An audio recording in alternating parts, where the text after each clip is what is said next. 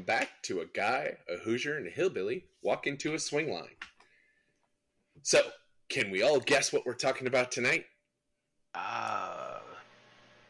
Offices, the workplace, Like staplers. like a space of some sort?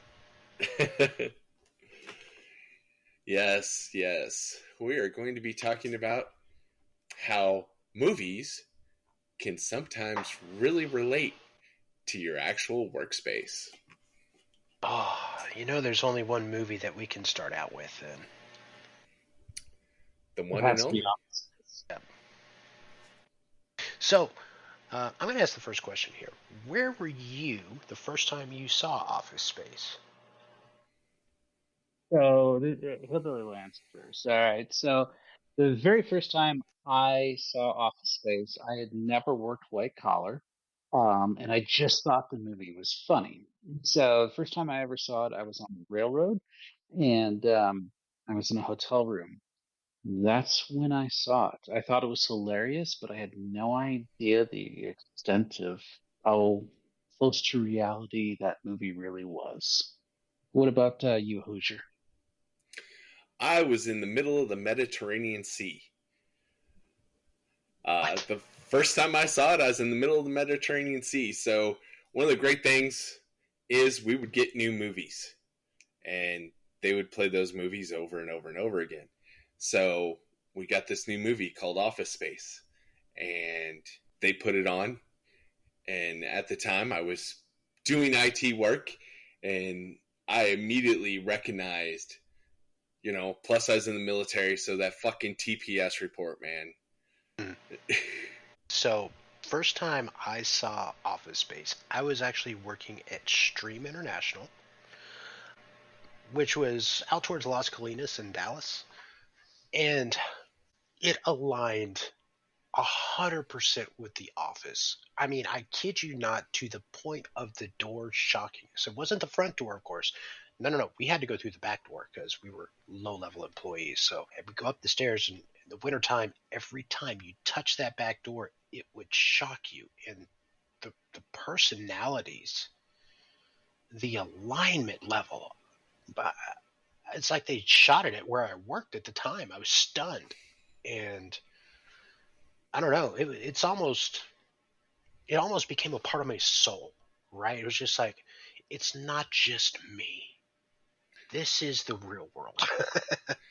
And if I remember right, this movie didn't make that much in the box office, No, but it's like a cult classic now, it is. It is. especially among techies, right? Well, Agreed. and I'd have to look at the numbers, but for a quote unquote Jennifer Aniston movie, right? Ron Livingston, sure, he wasn't that well known at the time, but wasn't she doing Friends at the time? I'm pretty sure, yeah. It was. So Office Space came out in 99. It had a budget of 10 million, and domestically it only made 10,827,000. So it made just over budget when it came out domestically. But the cult following is it is absolutely intense. I would say it's right along the lines of the Star Wars cult following. I would agree, and I think it's a following for a whole different reason than Star Wars. Star Wars is an escape from reality. Agreed. Office Space is gratuitous to reality, especially during that era in the office place. I mean, all the way down to the printers. So Now, and I think Mike Judge, didn't he do like the Beavis and Butthead Do America movie or something? he did Beavis and Butthead. Yeah. And King of the Hill. Yes. And King of the Hill. Okay. So, and this was all based on he had some short comics about Milton. Yes. And what an iconic character Milton became after the movie. The scene that still gets me is the him with the coffee humping the guy's girlfriend. Oh, Yeah, we're gonna need you to come in on Saturday. Oh, there's so many different realistic characters in that movie, from Milton to Peter to Bill Lumbergh, and I think it's safe to say everybody has had a Bill Lumbergh for a boss. But which character do you all identify with most? For me, I would say at the beginning of my career, it was definitely Michael Bolton. I would agree. Um, that was definitely me. I would say these days I'm Peter.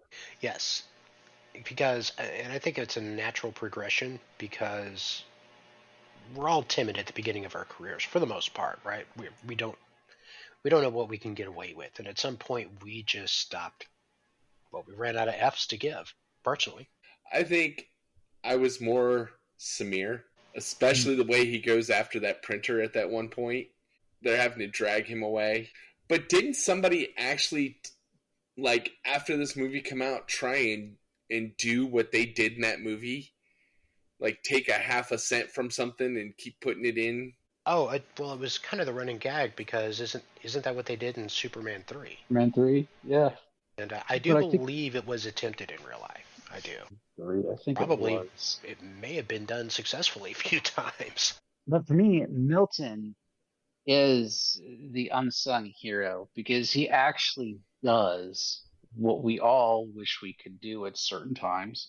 Again, hypothetically, for those of you who are watching, none of this is realistic. This is just, we're not saying we would actually do this, but the inner voice in our heads, Milton at the end of the movie, he got his cake and ate it too, even though there wasn't enough cake for him to eat at the office party. I mean, he really went on them. Oh, and Swingline's got to love this movie. I mean, how many red staplers have they sold because of this movie? Well, interesting fact: when the movie came out, they didn't make a red Swingline stapler, Really? and it was because of the movie that they had to start producing a red Swingline. And Stephen Root as Milton was just stunningly so good. It really was. And Ron Livingston, I think it really it did wonders for his career. It catapulted his career in my mind. Before Office Space, I'll be completely honest, I didn't know who he was. But after Office Space, he became such a favorite of mine. Absolutely. I mean, he's just I a lot of the really some of the movies that I just can't get behind sometimes. But like Dodgeball, you have to look at that and go, "Oh my goodness." He did so good in that it was just one of those you're like, "Wow." 100%. And have you seen him in Barry? Have you seen Barry? I've seen Barry, yeah. Did a great job in Barry as well. Um, I think he was in King of the Hill for something, wasn't he? He was a voice in King of the Hill. He's been a voice in oh goodness, Disney movies like Finding Nemo. He was in Ice Age. If you remember Yeah, that one, he was yeah. Frank. Um, I mean, he's been in so many movies that just his voices sometimes. Oh, he was Bill. He was the neighbor Bill King of the in King Hill? of the Hill. Yeah, I didn't realize he did the voice of Bill. I never realized that either. I own that whole series. I mean, for me, King of the Hill is just epic. For me, it's far surpassed Beavis and Butthead. Yeah, I mean, it was truly one of the ones that made animation great again. You know, um, Simpsons, of course. I mean, they always get so much credit for American adult animation, but King of the Hill, I think, had its own very, very uh, cult following behind it. Good. A man after the work, and taking pride in his family, taking pride in what he had, what he worked so hard for. It really brought it back. And the music, let's face it, the opening theme song is epic. So getting back to workplace movies and how they can help. I mean, at the end of the day, there's We mentioned Dodgeball earlier. Dodgeball is another workplace movie about, a man that owns a business, sticking it to a corporation, trying to buy him out. I mean, at the heart, that's the actual movie. But when a movie comes along or even a TV show such as The Office comes along and portrays the reality of what a normal working person has to deal with on a daily basis, it touches you in such a way that it can just make your life, and you can look forward to a new episode, and at the end of your workday you can just turn on a new episode or turn on one of those movies that you've seen 100 times and still laugh and still relax because the writers and the directors and the actors portrayed it in such a way that it's so realistic that it just makes your life that much more bearable. And and for that, I have to say that Ron Livingston, Mike Judge, all of them, the entire cast of Office Space definitely did that for me. There's been so many nights after work or after a day of meetings that I have just turned that movie on and have loved. So, another movie that touches my soul similarly, not to the same level as Office Space, but similar to it. Um, and I'd like to go ahead and thank Kevin Smith for this. Uh, the movie Clerks. God, yeah. Yeah. So my very first job was actually working at a gas station convenience store, actually. And Clerks had come out in 94. I think I started working in 97. Yes. And yeah, that was my first job, and I saw it in 97. And it was stunning to me just how much alignment there was in that movie as well. Obviously, not the dead guy in the bathroom. Had that happen. But there were so many other things that were relatable, um, all the way to similar to Jay and Silent Bob standing outside of the this gas station dealing weed on the side. It's crazy. I think the one for me that always makes me smile is waiting, because I worked in a lot of restaurants, and I worked at a restaurant where you had to count how many pieces of flair you had on. So, but a lot of the stuff that happens in that movie, I mean, you would think people would see this and go, wow, I should really be nicer to people. You Absolutely. know, give people some human decency. And they don't. And these movies also highlight the extremes that we sometimes have to go to in an office to remain sane. Yes, absolutely. So there was a time so Caddyshack for me spoke to me because one of my first jobs was actually on the grounds crew of a very elite country club.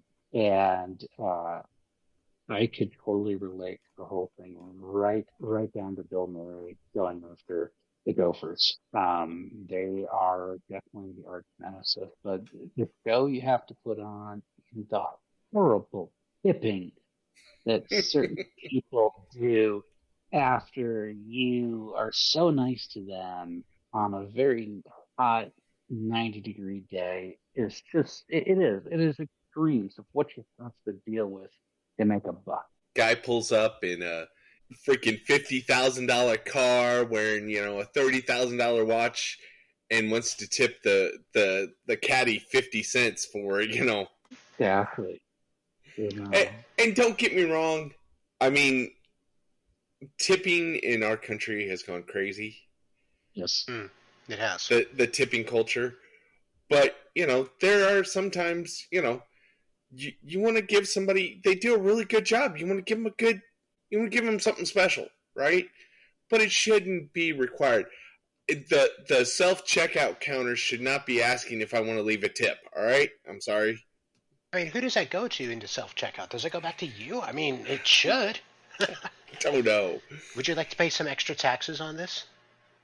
Now, I'm going to talk about a movie, and some people are not going to know this movie, and they're gonna be like, "Why are you talking about something so old?"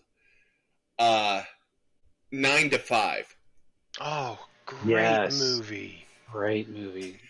Okay. Oh man, Dolly Parton was perfect for that role. All the Gen Zs, all the millennials, and everybody just stopped listening. But it's a great movie. What they do, how they take over for their boss, I can actually kind of relate to that right now. How they make the company so much better while he's locked in the garage like some gimp on a freaking On the garage door opener, on the garage yes. door opener. Yes, and all I have to do is hit that button. Between Dolly Parton and Lily Tomlin, I fell out of my chair so many times watching that movie as a kid because I was a kid when I first saw that. But yeah, that movie. Just Lily Tomlin's character as a mom, working hard, and her son giving her the weed. It was it was priceless. The whole premise of the movie, and for any millennials, any Gen Zers that are actually listening, the things that those women have to deal with in the workplace are still there. They are still there. And they may have toned down a little bit, but it's still there. And so, if you think the movie's outdated, you should definitely watch it and laugh, but then also think about where you're at and think about what some people have to deal with because it's still true to this day. Only difference is the hours are much longer these days. Yeah, that's no lie. But I mean, just look at our field. How it's filled with mostly males, especially in the leadership roles. You know. Absolutely. I don't, there's a lot of stuff going on about, wage and inequality and stuff like that. And I don't want to get into any of that. We all have opinions on it, but I did have a conversation with my wife once. I asked her, is it really, is it really bad sometimes? And, at a place where, she and I met, uh, yeah, she said there was a lot of challenges because she was a woman. It was a good conversation. I really enjoyed having that conversation with her and getting her perspective from things. So, Great sorry. perspective to have. It is. It is. It's, and I think that in a lot of office places, if we just communicated more and actually took a moment to understand the other person's perspective, regardless of, what level they're at, things would be a lot better for a lot of people. I know it would be for me. Great. We could change things. Ground level, grassroots movements. That's how things change. So I did not know this. So the new Masters of the Universe Revolution that's on Netflix. I think it's on Netflix. Um, Stephen Root voices Cringer. Really? No way. Yeah, isn't it funny how like the cartoons that at least I grew up on are starting to come back around and be popular again? Thundercats, He Man. I've even heard that Silverhawks is got a Yep. huge following now. Yep. I actually walked into the comic book store for the first time in a long time when I was on a business trip. I walked into a comic book store, and there were like 20 different GI Joe comics, and I don't mean Really? like there was 20 different uh, editions. I mean there was 20 different versions, like Cobra, and then GI Joe, and then Duke and Scarlet and Snake Eyes and Storm and all that. And I was like, wow, I didn't think it was still that popular. I mean, I know, like, also, like, when it comes to toys, all the old toys are coming back out, and they're, like, doing them in new ways now. They're not the same quality of tetanus giving, fun loving, eye gouging, choking on small parts fun, but yeah, they're good. Oh, They don't. They don't rust. Actually, you know what needs to be brought back? The old tin lunch boxes. Back when you could take pride in your lunchbox and you could also hold all of your treasures, all of your toys instead of the neon collapsible. little dinky lunch boxes we have these days. I miss those days. Oh yeah, I remember my. I have a Fender lunchbox here, metal, like the real deal metal with the front flipper in the front. It feels like it'll fall apart the first time you drop it. I had so many good lunchboxes as a kid. I had a Ghostbusters lunchbox, so many good ones. So yeah, I agree with you when it comes to the metal lunchboxes. I had a Lone Ranger metal lunchbox. Nice. Yeah, but no, I was the toys. I was gonna say if you ever want to see like your old toys, but in a whole new way, check out Hasbro Labs.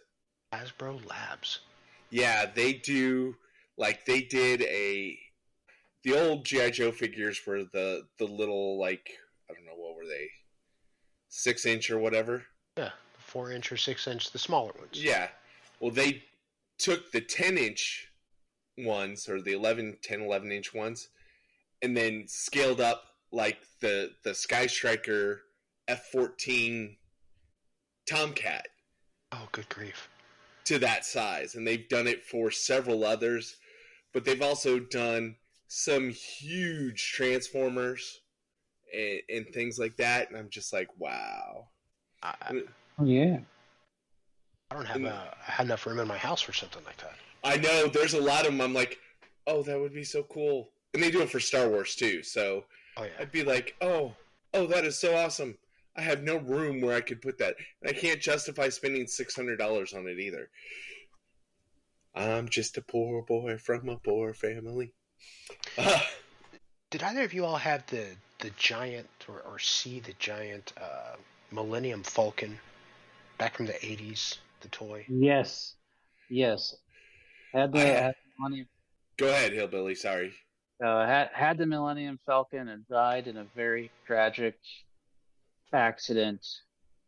Well, it wasn't really a tragic accident. I mean, it was very tragic, but we were playing with it and it fell for like the 50 millionth time. That's how good toys were built back in the day. And that they finally just broke. One whole side of her it broke right off. So when I turned 16, I had a garage sale, right? I sold off all my He-Man stuff, all my Star Wars stuff at a garage sale. Looking back, if I still had that stuff, I wouldn't have to work. No.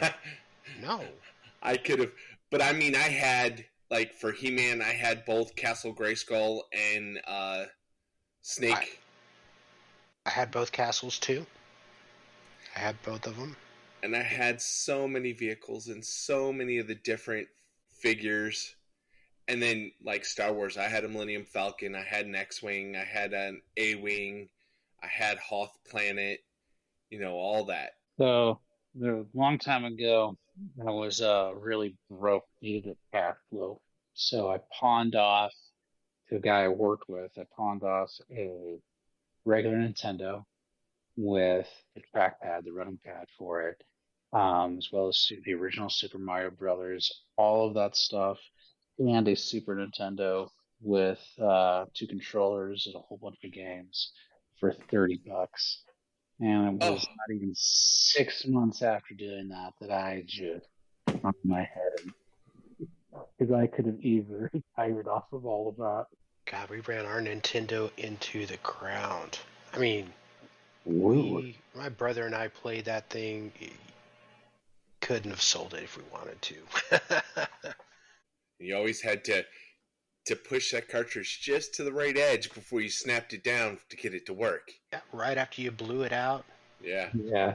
And there was no save back then. You were committed. Oh yeah. If you couldn't do it in one sitting, you had to leave your thing on. Well, which is why they never lasted because you just had to keep it on and on and on. Yeah. You couldn't go to bed. Oh, there was no memory left on those cards. I mean, they used No. every single bit they could. And by the time you got to the end of Super Mario Brothers, I mean, there were so many bits just taken up by the fireballs as you went through the final castle. I mean, it was ridiculous.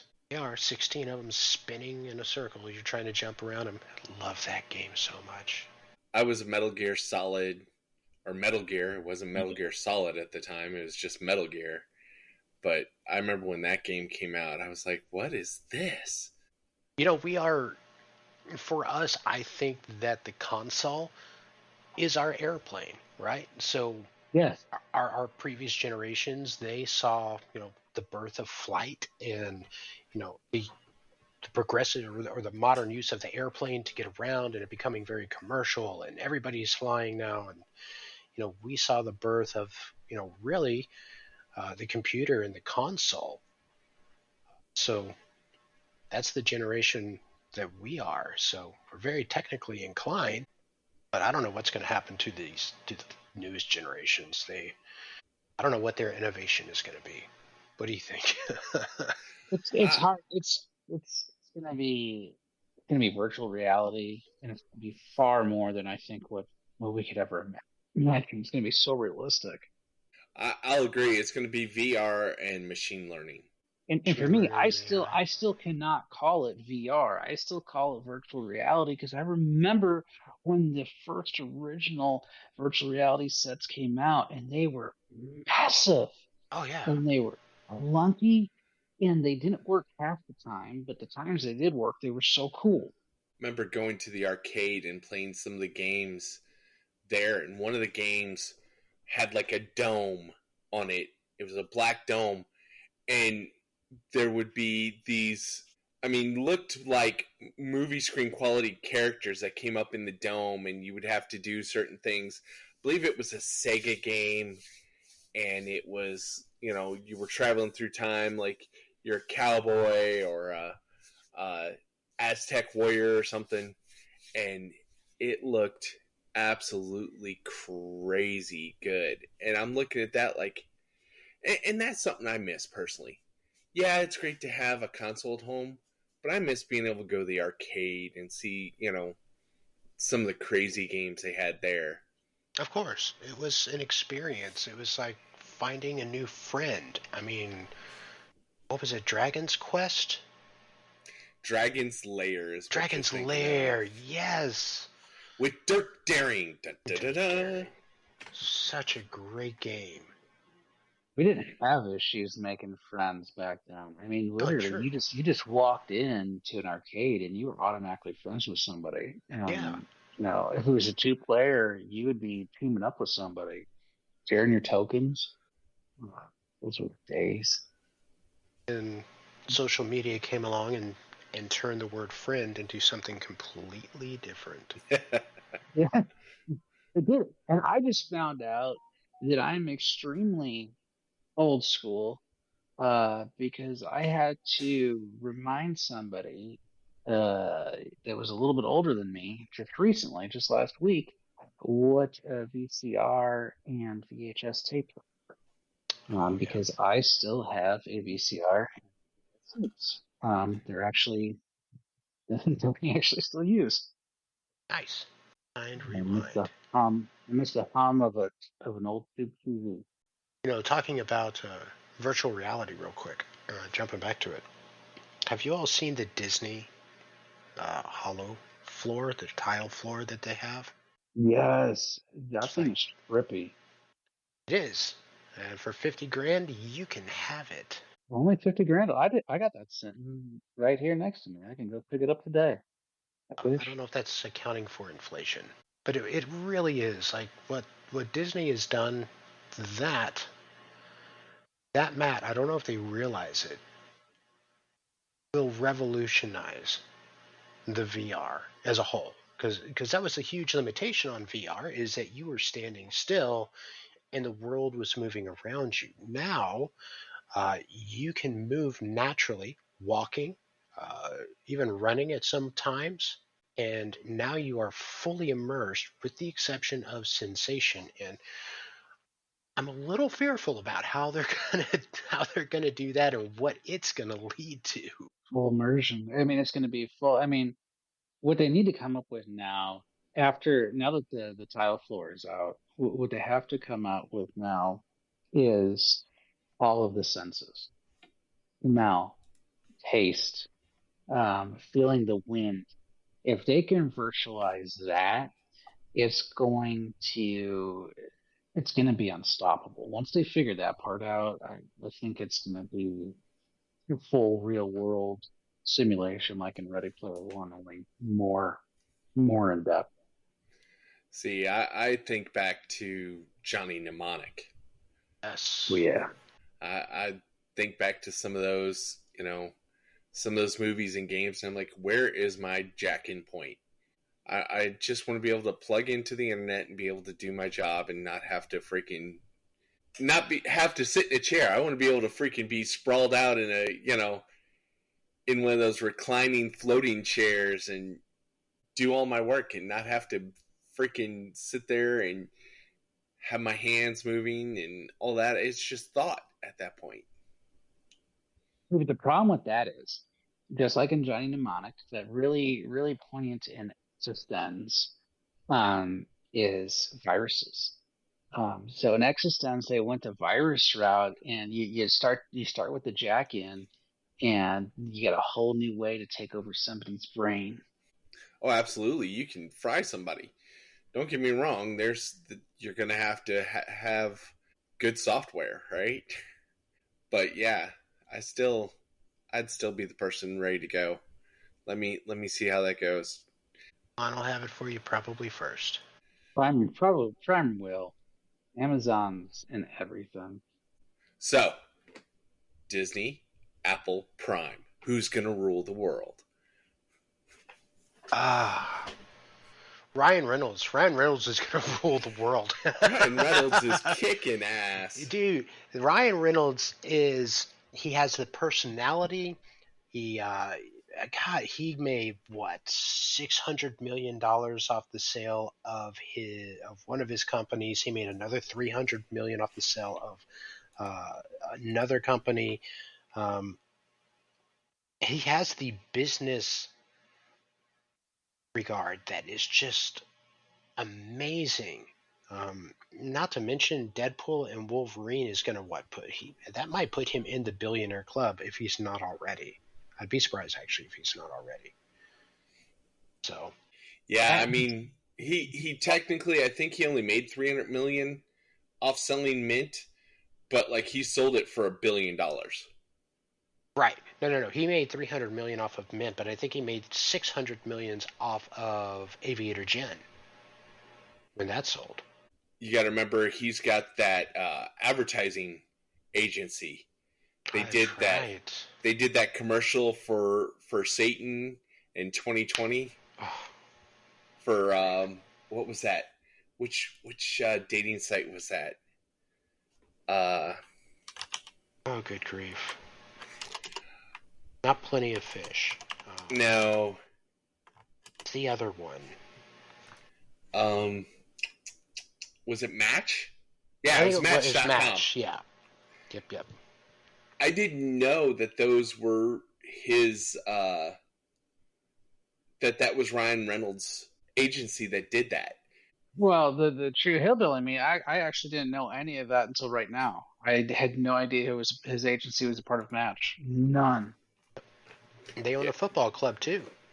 yeah. Of course, they own the football club.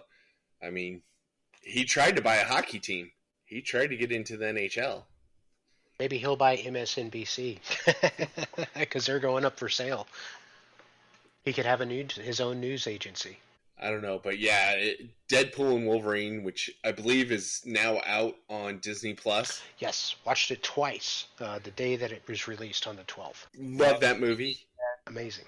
Spoilers, no spoilers. No spoilers. Just saying, I love Nope. that movie. Nope. You're gonna have to watch it soon because we're going to have to sit down and talk about that movie and all the Easter eggs and all the So We'll have to watch many. it this weekend. Yeah. it's a great movie to watch. And to all those people out there that were hating on it and going, oh no, hey, you know what? Don't watch it. That's your choice. But don't try to spoil it for the rest of us that like it. Am I a lowbrow humor person? Absolutely. Am I a fanboy sycophant that when they cater to me, I love it? Absolutely. But you know what? I get to do that. That's my choice. Exactly. Freedom. Hey, I still love Rocco's Modern Life. Oh Never give up. yes. God bless Rocco. He got me through And some actually, hard times growing up. bringing the conversation back here to the office stuff. Let's face it, as far as animation goes, there was so much about work in Rocco's Modern Life. I mean, it Oh. was really not a kid show. It was really for the working person. Um, it really was. And there's so many cartoon movies and cartoon shows that there's those things in there for the parents that the kids don't notice, and you're like, oh, that was freaking hilarious. Oh, Like it's still to this day Bluey. Yes. Bluey. Bluey is for the parents more so than it is for the kids. It's I such a joy. I tell people, you want to see how bad of a parent you are? Watch Bluey and watch his dad. Yeah, Bandit is awesome. Bandit is awesome, and I look at that and go, God, I'm such a horrible dad. He does it with a groan, but it doesn't matter. He's going to pretend to be the horse and get married to his brother. So, he's a great dad. But Courage the Cowardly Dog was one that I loved. Oh, yes. And I heard a great reference. Actually, somebody referenced Courage the Cowardly Dog earlier today because they were talking about James Carvell, the Raging Cajun. And someone said, "Do you ever notice that he looks just like the grandfather from Courage the Cowardly Dog?" And it snapped, and it was just such a great relation. Because if you look at them side by side, you're like, holy crap, that's James Carvell. Check it out. Go look online. I'll have to. But like, in Shrek, one of the things when I took my kids to see Shrek, they were loving it. You see Papa Bear and Baby Bear crying at one point, right? And then it goes to Farquaad, whatever his name is, room, and there's a bearskin rug in front of his bed. And you're like, oh, the three bear. Oh, there's only two bear. Oh, Was it that the three pigs said they huffed and they puffed and something served else? us an eviction notice. Yes, served us an eviction notice. Yes. Yeah. I mean, just some of those movies, the things they hide in there, you're like, oh wow, that's Indeed. I love little Easter eggs like that. It's makes me feel like I'm a part of the movie. Hillbilly. You were talking about still having a VCR. I don't even have a DVD player anymore. I everything I do is online, digital, and I'm like, if I ever lost internet, I'd be without anything. And I oh, okay. Talking about shows and movies and stuff. The old British series, Red Dwarf. Um, Yes. the- one of the seasons in Red Dwarf, they talk about DVDs and CDs and how they always break and you always lose them, and how the world would go back to VHS because they're so big you can't lose them and they're indestructible. I mean, cassette tapes, VHS, you used to just dump in water. You could just drop them a million times and they would work. And the best thing is, you didn't have to have any outside technology. You just needed a regular TV. You put them in and it worked. And so I think that's why I have never been able to fully commit to digital. I mean, don't get me wrong. I have digital music. I have digital movies and TV shows. But a lot of times I find myself going back and watching the DVD, putting in the CDs, putting in the VHS, because I miss it. And I do absolutely miss the snow on the TV. I don't know what it is. I just love the snow on the TV. And I love watching Star Wars and having to change the tracking on the VCR. It just, I miss it. I mean, the only problem was if it ate that freaking tape, it You were was done. Yeah. you were done. Yeah. Yeah.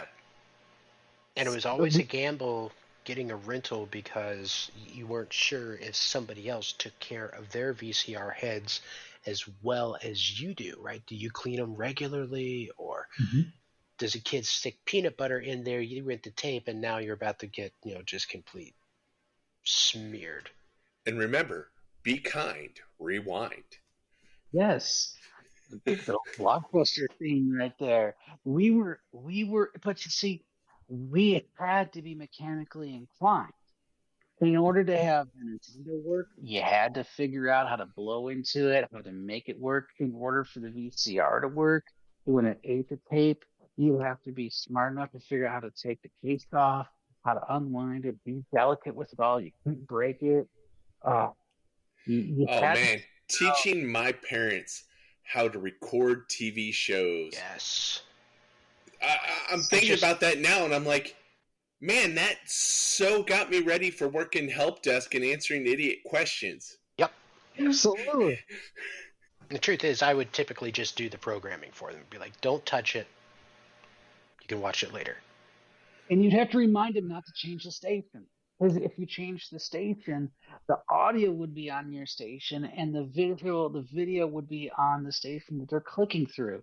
It was, Yep. oh, Depending on your setup and which VCR you had, because if you were cool, you had the VCR with the tuner built in, yeah. and they were rare. They weren't as common, so Yeah, they were so pricey. they were. They were. They were. I mean, that technology when it first came out was ridiculously pricey, but you could now get movies and take them home. And remember, in the beginning, there wasn't just VHS. It's There was Beta. Yeah, Betamax. Betamax. Yeah, Which Betamax. My uncle had a Betamax unit, which was better quality. It was better quality. It was the better format, but I don't think that you could record as much on the tapes, if I remember correctly. I don't know. They lost it. It was like, wasn't there 2 DVDs or 2 Blu-rays? When Yeah, those... there was HD The and then mini there was disc. Blu-ray. Oh yeah, Well, yeah, yep. well, mini disc was its own thing, and mini disc was awesome. I had a mini disc player, and I took that thing everywhere. I recorded so much. It was so cool to be able to have a disc that was protected, that wouldn't get scratched. It was great technology. Remember Laserdisc? Oh, Lord, yes. The LP movies? Oh, I know. I had a cousin that married someone, and he had the entire, at the time, it was only the first 3 Star Wars movies on laser disc. And I was like, Are you saying there's more than 3 Star Wars movies? no, that's not what I'm saying. I'm saying he Okay. had 3 Star Wars movies. Let's just leave it at that. And I was like, cool. I want to see the laser disc. Let's watch them. And it was great. And it was like, we're going through it. We're going through it.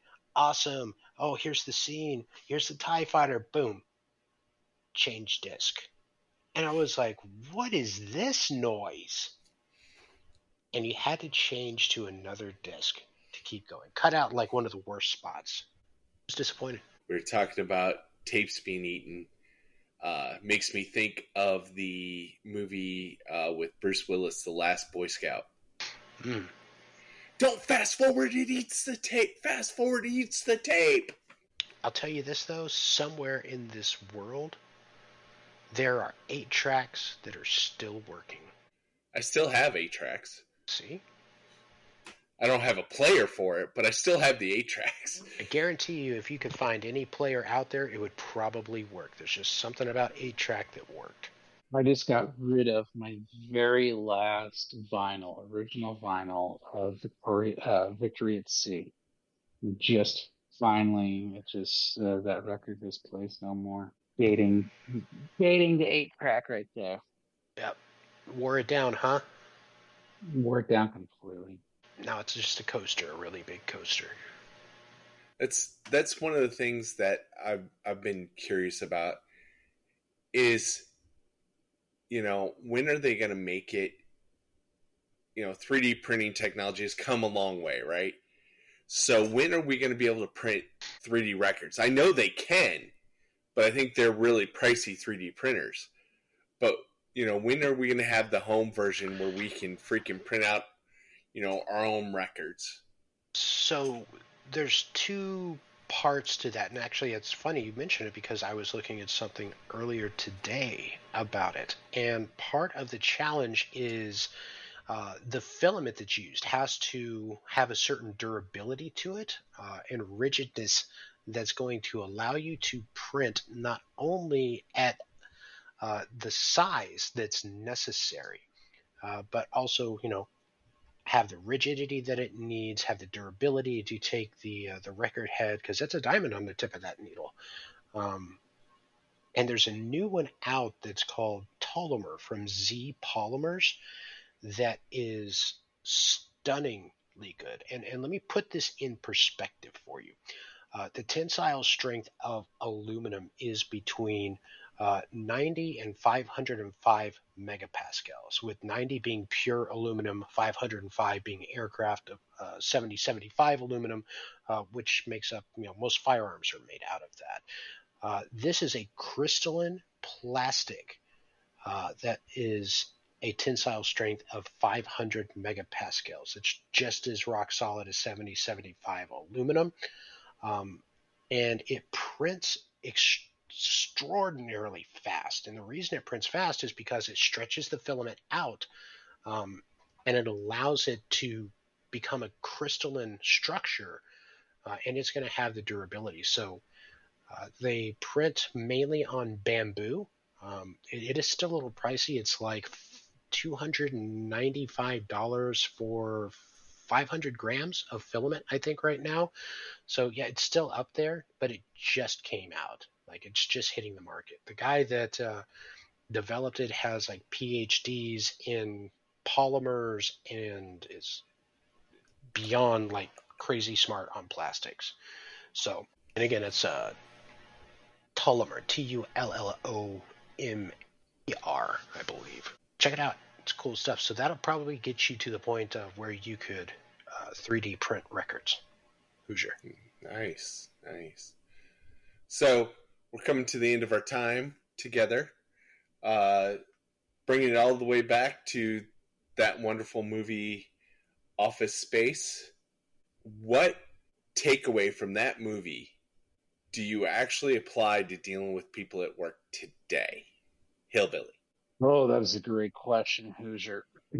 So I think there's two takeaways I take from that I apply to my everyday work life. One, don't take yourself too seriously.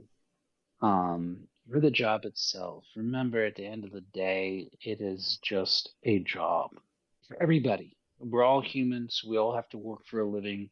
And so don't take it too seriously. And then the second is, Uh-oh. I Did don't know we if we lose I don't Hillbilly? know if we lost you or if that's a hell of a second. That's a hell of a second. Hillbilly, are you back with us? No, not yet. Shows that he is Okay. Well, what about you, Guy? Um, I would say, and I agree with Hillbilly wholeheartedly. I would say don't let your work become a part of your identity at its core. Um, Identify with your job, do your job, be passionate about your job, but don't let it define who you are, because when you do that, you lose yourself. And to me, it's a form of idolatry. To me, that would be my recommendation. Mine is along the same lines of, he goes to that hypnotist and he just starts, kind of Yes. relaxing at work. I used to be the person that was there till midnight. I was beating the bushes. And then I realized something. Nobody cared. You know, do your job, but live your life. Exactly. And is Hillbilly back? Are we going to Yes. get that number Yes. 2? I'm back. I apologize for the cutout. My mic decided to be funny. Sorry. Number two would be don't be too loyal to the company. Remember, they can replace you with the job of their thought. So, like Guy Actual was saying, don't over. overemphasize your responsibility to the corporation. Absolutely. Absolutely. Because truth of the matter is, they're probably not going to give you 2 weeks notice if they're going to lay you off. They're definitely not going to do it if they decide to just let you go or for firing or termination. So, Yep. But on a happier note, this is what, our fifth episode? fifth episode, yes, sir. Fifth episode. So, uh, from me, Hoosier, y'all have a wonderful, wonderful day. And just remember, we're here for you to laugh and make fun of. Please do it. Comments are open. Love to hear your comments. Feel free to write anything that you want. Love us, hate us, subscribe if you like, if you feel we deserve it. But enjoy life. And that's a wrap from Hillbilly.